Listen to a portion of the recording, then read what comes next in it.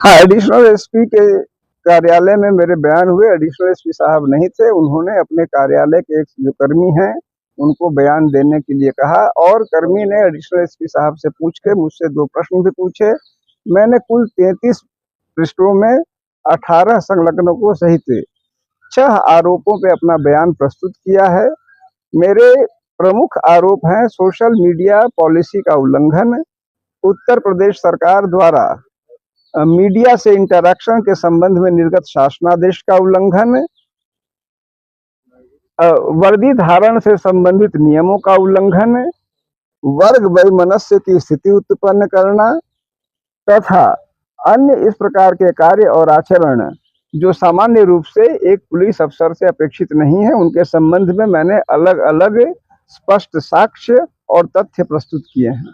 किस तरह के आपके आरोप थे संभल सिंह अनुज चौधरी जी? देखिए, जो साक्ष्य जो आरोप हैं उनमें जैसे उनके द्वारा कई अवसरों पे कई ऐसे कार्य हुए, वर्दी में उनके द्वारा गदा धारण करना, वर्दी में उनके द्वारा तमाम धार्मिक प्रतीक पहनकर कई बार भजन कीर्तन के कार्यक्रमों में सार्वजनिक रूप से सम्मिलित होना, जो किसी भी प्रकार से उनके शासकीय दायित्वों का अंग नहीं था। वर्दी में अपने शासकीय दायित्वों से इतर मंदिर में सफाई का कार्य जो वास्तव में उनका कार्य नहीं था और कहीं न कहीं एक संदेश देता हुआ दिख रहा था।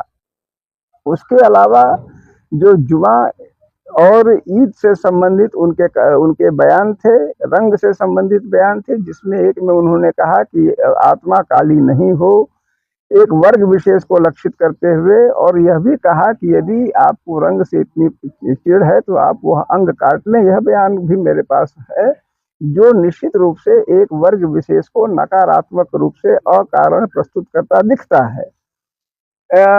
इन सभी बिंदुओं पर मैंने समेकित रूप से अपनी शिकायत प्रस्तुत की है। जिस तरह से आपने शिकायत की थी उसके बाद में तमाम राजनीतिक दलों ने आपत्ति भी की थी, अनुज चौधरी के बयानों की आलोचना भी की थी। हालांकि मुख्यमंत्री योगी आदित्यनाथ ने उनके बयान का भी समर्थन किया था। तो किस नजरिए से आप इसको देखते हैं? देखिए, मुख्यमंत्री श्री आदित्यनाथ ने जिस समय बयान का समर्थन किया, मेरी समझ और जानकारी में वह अपनी निजी हैसियत में बोल रहे थे। वह मुख्यमंत्री की कुर्सी पर बैठ के नहीं बोल रहे थे।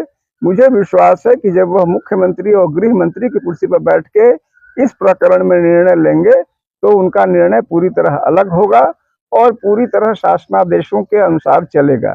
एक व्यक्ति के रूप में श्री आदित्यनाथ को किसी भी पब्लिक कार्यक्रम में कुछ भी कहने का अधिकार है, लेकिन मुख्यमंत्री के रूप में वह भी संविधान और नियमों से उतने ही बंधे हैं जितना मैं और आप बंधे हैं।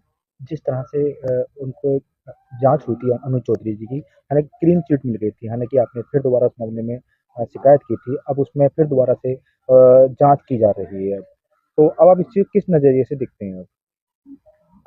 मैं समझता हूं कि वह क्लीन चिट दिया जाना गलत था और मैंने उस शासनादेश का उल्लेख किया जिसमें शिकायतकर्ता को अपनी बात कहने का अवसर देना अनिवार्य है, और मेरी जानकारी में मेरी उसी शिकायत का संज्ञान लेकर इस जांच को दोबारा खोला गया। मैं उस दोबारा जांच को प्रारंभ करने का स्वागत करता हूं और उम्मीद करता हूं कि इस मामले में नियमानुसार न्याय होगा। क्या लगता है आपको कि जांच निष्पक्ष हो पाएगी या नहीं हो पाएगी? देखिए, मैं चाहूंगा कि जांच निष्पक्ष हो। मैं हमेशा उम्मीद करूंगा कि कोई भी शासकीय कार्रवाई केवल और केवल नियमों से चलेगी। यदि इससे इतर कुछ तथ्य आते हैं तो मेरे वश में जो भी विधि के उपाय होंगे मैं उनका सहारा लूंगा। जिस तरह से आपकी उनकी शिकायत निरस्त हुई थी और दोबारा जांच के आदेश हुए थे, तो इसी बीच संभल एसपी ने उनका तबादला चंदौसी कर दिया था जिले के। तो ये माना जा रहा था कि जांच को लेकर ही कप्तान ने ये उनके ऊपर कार्रवाई की है। उसको लेकर क्या मानते हैं? मैं इस संबंध में कोई टिप्पणी नहीं करूंगा, क्योंकि मैं उन्हीं बिंदुओं को सही मानता हूं। उनके ट्रांसफर आदेश में ऐसा कोई उल्लेख नहीं था, अतः मैं अपनी ओर से ऐसी कोई टिप्पणी या ऐसा कोई अनुमान लगाना उचित नहीं समझूंगा।